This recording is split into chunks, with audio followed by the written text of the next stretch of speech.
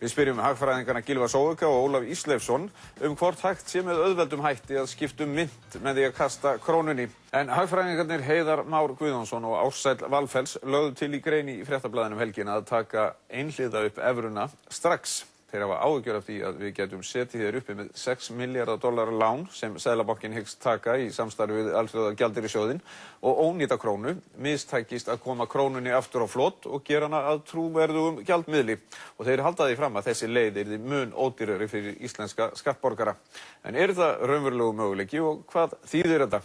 Hagfræðingarnir Ólafur Ísleifsson og Gylfi Zoëga eru sestir hjá Jóhönnu til að ræða þetta mál. Velkomin báðir tveir. Ólafur, ég spyr þig aðeins bara til að byrja með að við förum í þessa einhliða upptöku evru.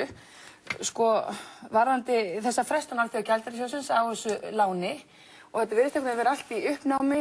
Þetta í þriðja skipti sem við frestað því og það berast misvísandi fréttir af því hvað að gerast þarna. Og raunverulega hvort að við höfum stuðningana sjóðsins til að fá þetta lán. Hvernig lest þú í þetta sem er að gerast? Mér sýnist að þetta mál liggi þannig að þeim hefur tekist það á vettvangi sjóðsins, okkar ágætu vinum, hérna Bretum og hugsanlega Hollendingum, að koma fram einhvers konar töf á afgreiðslu málsins. Mér sýnist að yfirstjórnin sé hikandi við að taka þetta mál fyrir í sjóðstjórninni út af þessu. Ef hún sér fram á það að það sé mikill ágreiningur afgreiðslu þessa máls. Hún vill auðvitað ekki tefla svona máli í tvísýnu. Hún er sjálf búin að skrifa upp á þetta og forstjóri sjóðsins er búin að lýsa því að Íslendingar hafi sett fram metnaðarfulla áætlun sem að verðskuldi það að hún sé studd af hinu alþjóðlega samfélagi.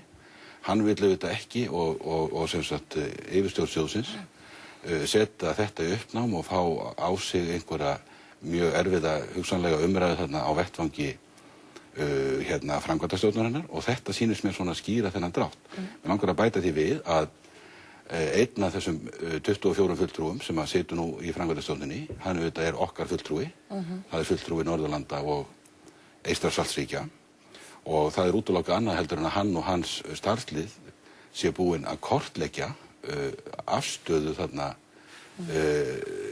hinna fulltrúana, þannig að hún hlýtur að liggja fyrir svona minnskosti eins og þeir hafa getað fengið það upp úr mönnum og þær upplýsingar hljóta að vera hér í höndum íslenskra stjórnvalda. Það er ekki verið að segja okkur allt sem í rauninni er að gera. Ég held að þetta sé kannski einn hluti af þeim miklu upplýsingahalla sem að við út af fyrir sig búum við hérna. Hér er þetta búið að búa til heilmikla efnahagsáætlun. Við vitum í henni eru minnstakosti 19 liðir og þeir eru vafalaust fleiri. Þannig að út af fyrir sig er náttúrulega svolítið erfitt að fjalla þetta vegna þess að við vitum ekki hvað í þessu er. Við vitum ekki nema bara í allra grófustu dráttum til dæmis það hvaða stefna á að fylgja hér í gjaldeyrismálum sem auðvitað náttúrulega stóra málið. Gylfi, sko, ef þetta er allt saman í uppnámi og segjum sem svo að það endi bara með því að, ég meina forsætisráðherra er búin að segja við ætlum ekki að láta kúga okkur til þess að fara einhverja ákveðna leið, fyrir að sleppa við láninu, er það þessi einhliða upptaka evru?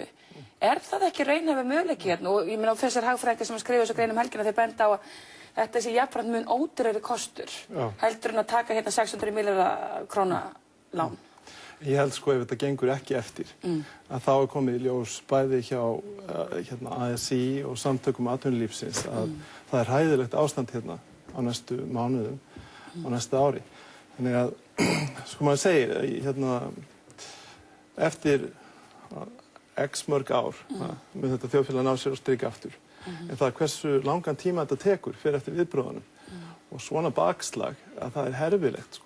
Það þýðir að áföllin núna verða miklu verri. Vegna þess að okkur tekst ekki að koma krónuna á flot, við tvöfalla gengiskráningu, útflutningstekjurnar koma ekki inn í landið, það er gjaldeyriskömmtun innanlands, skortur á vörum, fjöldagjaldþrot fyrirtækja, atvinnuleysi og svona. Þetta er herfilegt ástand. Og það er alveg ótrúlegt að við séum komin í þessa stöðu. Og svo koma þessi tveir ungu menn og þeir og þetta er nú þvílíkt gott framtak að þeir eru að koma með hugmyndir, hvernig á að leysa málin og þetta er mjög róttæk lausn auðvitað að taka upp evru einhliða. Það er hægt að gera þetta, Gylfi, það ekki? Jú, það er hægt, en ég veit ekki hvort við erum að fara inn í smáatriðin í hagfræðinni, en stóra máli finnst mér áður en við förum inn í hagfræðina og það ekki hagfræði. Svona persónuleg skoðun. Hún svo sko að við höfum þarna þetta Evrópusamband og árið 94 fengum við það út úr því sem við vildum fá á þeim tíma. En við erum ekki hluti af sambandinu, við fengum þarna fríverslunina og fjórfrelsið. Það sem okkur fannst þá að við hefðum gagn af. Svo kemur í ljós nokkrum árum síðar að krónan okkar, hún hefur ekki dugað. Ekki bara af því sem við gerst núna, heldur síðustu 5 árun og undan, gengur ekki mjög vel. Og þá segjum við, já, nú viljum fá gjaldmiðilinn ykkar líka. Og mér finnst sko þetta kannski, þetta ákveðið hugafar. Þú veist, Ársæll og þeir eru fínir, þeir hafa sitt plan, ég ekki setja út á þá, sko.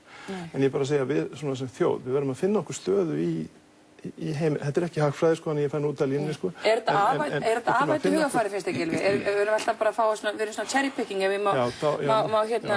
Ekki það að Ársæll og þeir ekki að hugsa þannig. Ég held að komi plan í þessu neyðarástandi sem við höfum. En mér finnst vera svona heilstiftari utanríkisstefna. Að segja sem svo, ok, við erum búin að reyna þetta og núna sjá okkar hag best borgi með því að fara til Evrópusambandsins, sækja inngöngu og við fáum ýmislegt þar. Við fáum áður en að krónan gefur upp öndina, þá fáum við stuðning frá Evrópska seðlabankanum og bara það að við myndum lýsa yfir myndi þýða að það svona land í augsýn, sko. Þannig okkar gjaldmiðilsmál verða í betri farvegi næstu mánuði og ár. En þetta er hápólitísk spurning, en mér finnst samt að það vera svona hreinna og beinna að ganga þannig til vers, heldur en að taka upp gjaldmiðilinn fyrst og segja svona, nei, við viljum ekki fá landbúnaðarstefnuna ykkar af því hún ekki nógu góð, en svo kannski breytist aðstæðan eftir nokkur ár, kannski viljum við fá hana seinna, en að vera bara annarkvort sko með að móti. En svo varðandi hagfræðina bak við þetta plan, að planið lítur vel út. Það er bara í lýsingu þinni, það var tvennt held ég sem ég hnautum. Það er í fyrsta lagi þetta lán frá Alþjóðagjaldeyrissjóðnum. Það á ekki að henda því í sjóinn, það fer ekki af landi brott daginn eftir að það kemur. Þetta er gjaldeyrissjóður sem við getum átt bara og þó við látum krónan fljóta, þá þurfum við ekki að nota hann. Þegar krónan flýtur. Já, þannig að við þurfum ekki endilega að nota þessa 600 milljarða sem við tækjum á láni þarna. En ég reikna með að eitthvað hann gæti verið notað einhver tíma, kannski til þess að ná krónu upp aftur þegar hún er búin að fara niður og ná henni upp aftur. En það er á og frá og það væri alveg bara, ég vona að einhvern detti það í huga að nota alla þessa peninga til þess að styðja bara við krónuna núna. En þeir þurfa að vera fyrir hendi. Svo kostnaðurinn er ekki svona mikill. Í öðru lagi þá datt mér eitt í hug, sko, ef við tökum upp evruna núna og þetta er eitthvað sem þarf að spyrja Ársæl og Heiðar sko, krónubréfin sem þurfa að komast út úr landinu núna. Svo þannig jöklabréfin? Jöklabréfin. Já. Ef við tökum upp evruna núna, þá verðum við að gefa þessum aðilum evrur til þess að komast út úr landinu. Þeir hafa evrur og munu fara út úr landinu með evrurnar sínar. Ef við höfum fljótandi krónu, það munum við þegar þeir reyna að komast út, lækka gengi króna mjög mikið og fá miklu minni gjaldeyri fyrir sinn snúð. Þeir munu brenna inni og það er kannski, ég vildi frekar láta það brenna inni. Það er ódýrara fyrir okkur að láta það brenna inni. Heldur en að ef við tekjum upp evruna strax þá þurfum við að borga heila þessa peninga út í evrum. Og svo er þriðpunktur, má ég bara segja þriðpunktur, ef við erum með evru hagkerfi hérna á okkar banka, að þá hafa okkar bankar ekki bakhjarl í Seðlabankanum nema þeir ætla að fara að prenta evrur upp í Seðlabanka sem ég vona myndi ekki gera. Það gerist ekki, þetta var gamansemi. Þeir prenta ekki evrur. Þess vegna, ef við ættum evrureikninga í Landsbankanum, þá vildum við kannski taka það út úr Landsbankanum og leggja inn í erlenda banka. En ef við tökum allt út úr Landsbankanum, þá mun þessi nýji banki fara. Af því að hann hefur ekki bakhjarl, evru bakhjarl, af því að Evrópski Seðlabanki stendur ekki bak við hann.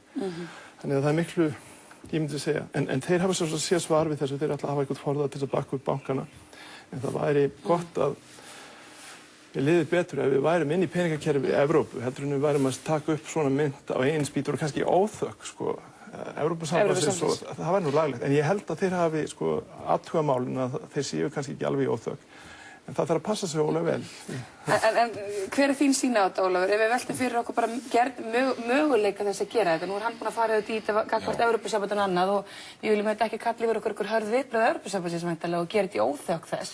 Nei, það viljum við ekki gera og ég meina, ég álít að það sé okkar, sko, hagsmunir, framtíðarhagsmunir að vera fullgildir þátttakendur í evru samstarfinu og þó að þeir hafi þetta rétt fyrir sér þeir ágætu hagfræðingar tveir sem að skrifa þarna þessa fínu grein og ég tek mjög undir með Gylfa í því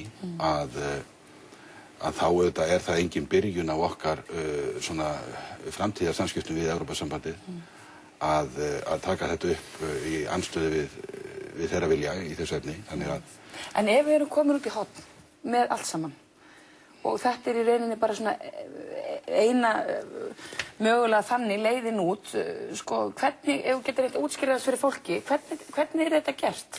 Sko, ég sé það ekki fyrir mér að við endum út í horni með þessum hætti, sko. Ég bara get ekki séð það gerast að Alþjóðagjaldeyrissjóðurinn láti standa sig að því að styðja ekki við land, lítið land, eitt af stoppríkjum sjóðsins frá 1945, að sjóðurinn sem auðvitað hefur að markmiði að skapa fjármálalegan stöðugleika og koma til móts við ríki sem að eiga í vandamálum nákvæmlega af þeim toga sem við erum hér í, að það bara útilokað að hann láti standa sig að því að afgreiða ekki mála þessu tagi. Það bara fráleitt. En útskýrans fyrir fólki að því að þú veist, þetta í rauninni möguleiki, þetta framkvæmanlegt og útskýrans fyrir kannski fólki þá hvernig þetta gert og af því að það þarf væntanlega að skrá þá þessar evrur sem eru uppteknar okkur fyrstu gengi og annað.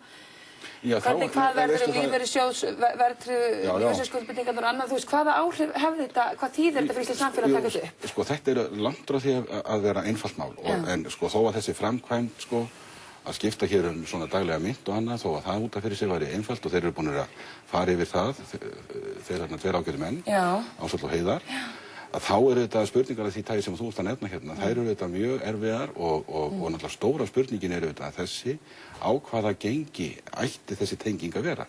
Ef að þessi tenging væri á of sterku gengi, þá myndi það þýða mjög sko þungar byrðar fyrir atvinnufyrirtækin. Ef að þetta væri á of veiku gengi, þá myndi það þýða það að við værum að fara hér inn í lífskjör sem almenningur myndi ekki sætta sig við. Hvaða gengi myndi þú telja að væri mögulegt að festa þetta? Já, ég meina, áður en að bankakerfið hrundi þá voru menn að velta þessu fyrir sér og þá var kannski kastað fram, já, kannski eins og gengisvísitölu 140 eða eitthvað svoleiðis, sko. En ég held að, sko, ef að út í það færi, ef við bara aðtúnum það, að ef að þetta gengi ekki eftir, svo við bara ræðum þann möguleika, sem ég tel nú reyndar sko nánast alveg fjarstæðukenndan að þessi fyrirgreiðsla fáist ekki frá sjóðnum. Já, þá náttúrulega hljótum við bara að leita annarra leiða. Þá hljótum við að leita eftir lánafyrirgreiðslu frá einhverjum vinveittum ríkjum og mér finnst ég sjá nú umleitan ráðamanna hérna í Kína og Rússlandi kannski í því ljósi. Og vegna þess að við þurfum auðvitað að hafa hérna lágmarksaðgang að gjaldeyri en ég vil líka taka undir mig Gylfa að ef við ekki fáum þessa fyrirgreiðslu frá sjóðnum þá náttúrulega það mjög ákveðið skilaboð það að yrði okkur miklu erfiðara að vinna okkur út úr þessu og tækja okkur lengri tíma. En ég meina við ætlum að lifa þetta og við verðum hérna líka á morgun, sko. Gylfi, eitthvað svona rétt í loki varðandi þetta, sko, þennan möguleika bara þetta efru leið, af því að hún mikið í umræðinu og það margir sem að vilja. En það sem sniðugt við hugmynd þeirra félaga það að þetta, í framkvæmd þetta svo auðvelt, eins og áramótið þann 80-81 þegar við tókum 0 á krónunni. Sko, Íslendingar nota yfirleitt ekki mikið af peningum, þetta allt í kortum, sko. Þannig að það bara að breyta mæleiningunni þarna og þeir hafa grunnfé evrur, svo að verða að gera þetta mjög snöggt og þetta myndi hjálpa atvinnulífinu sem núna þarf að horfa fram á, sko, að gengistryggðu lánin fari upp úr öllu valdi ef krónan fer niður. Þannig að það veitir svona stöðuleika, sko, og hjálpar og hefur marga kosti, sko. En ég bara, þetta er på pólitíkina, sko, gagnvart Evrópusambandinu finnst mér að stjórnmálamennir ættu kannski aðeins að tala vingjarnlega og notum við þá menn áður en svona er gert. Herru, ég þakka ykkur einlega fyrir komuna. Takk fyrir.